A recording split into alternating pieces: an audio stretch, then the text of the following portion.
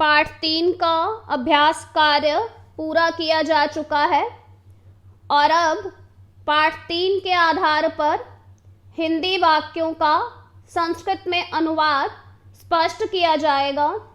प्रश्न है संस्कृते अनुवादम कुरु, संस्कृत में अनुवाद करो। यहाँ पहला वाक्य है आम गिरता है। सबसे पहले यहाँ शब्द का लिंग देखा जाएगा और उसके बाद वाक्य के अनुसार उसका वचन लिखेंगे। आम यह एक नपुंसकलिंग शब्द है जिसके लिए संस्कृत शब्द है आम्र, और यहां पर लिखा गया है गिरता है। इसे पढ़ने से स्पष्ट होता है कि आम एक है, इसलिए यहां आम्र शब्द का एक वचन होगा आम्रम।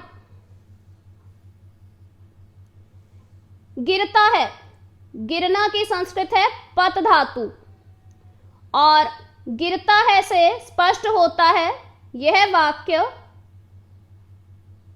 वर्तमान काल में है और इसके लिए संस्कृत में लट लकार का प्रयोग किया जाता है।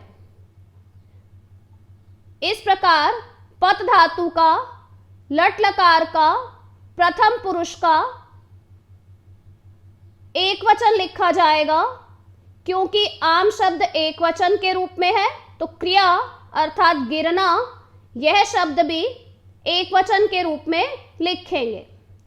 तो यहां पर शब्द होगा पतति, आम्रम पतति।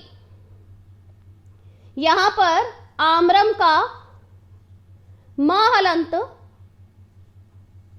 अनुस्वार के रूप में लिखा गया है अर्थात बिंदी के रूप में लिखा गया है, क्योंकि इसके बाद व्यंजन लिखा गया है प, इसलिए म हलंत अनुस्वार में बदल गया है।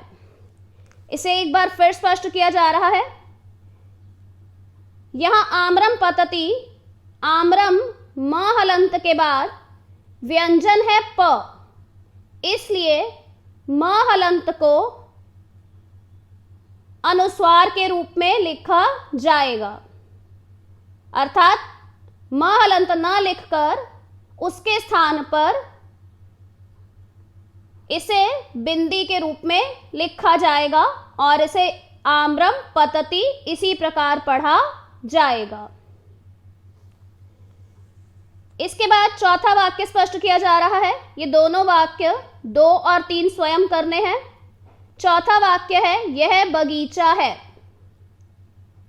यहां पर बगीचा शब्द जिसके लिए संस्कृत में उद्यान शब्द है नपुंसकलिंग है, और यह शब्द भी नपुंसकलिंग में ही लिखा जाएगा क्योंकि इस सर्वनाम शब्द का प्रयोग बगीचे के लिए किया गया है। और है शब्द से स्पष्ट होता है कि इसमें एक वचन का प्रयोग है, बगीचा एक है।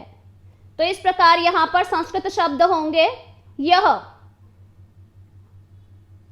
एतत् नपुंसकलिंग का एक वचन, बगीचा उद्यान शब्द नपुंसकलिंग का एक वचन, यहां होगा उद्यानम।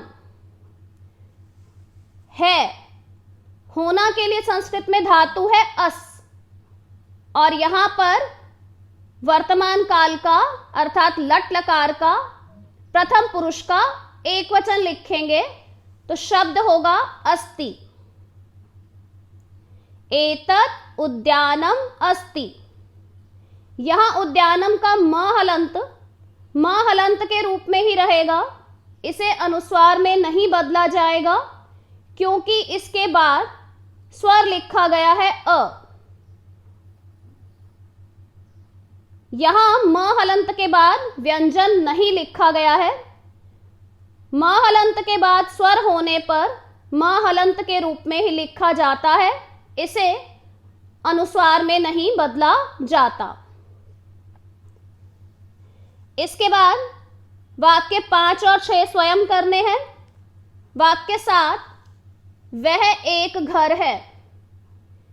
यहां वह शब्द का प्रयोग घर के लिए किया गया है और घर शब्द एक नपुंसकलिंग शब्द है, संस्कृत शब्द है गृह, इसलिए वह शब्द को भी नपुंसकलिंग में लिखा जाएगा और इसमें एक वचन का प्रयोग होगा गृह शब्द के अनुसार।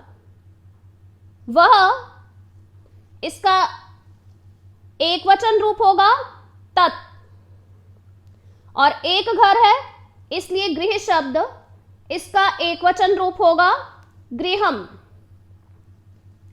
और इसके बाद क्रिया शब्द है शब्द से स्पष्ट है कि इसमें वर्तमान काल का प्रयोग है, इसलिए लट लकार में लिखा जाएगा अस धातु का एक वचन रूप अस्ति।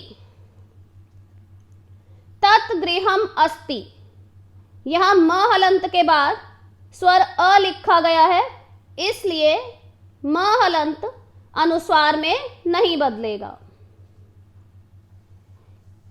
इसके बाद वाक्य 8 और 9 स्वयं करने हैं और अंतिम वाक्य है जल बहता है।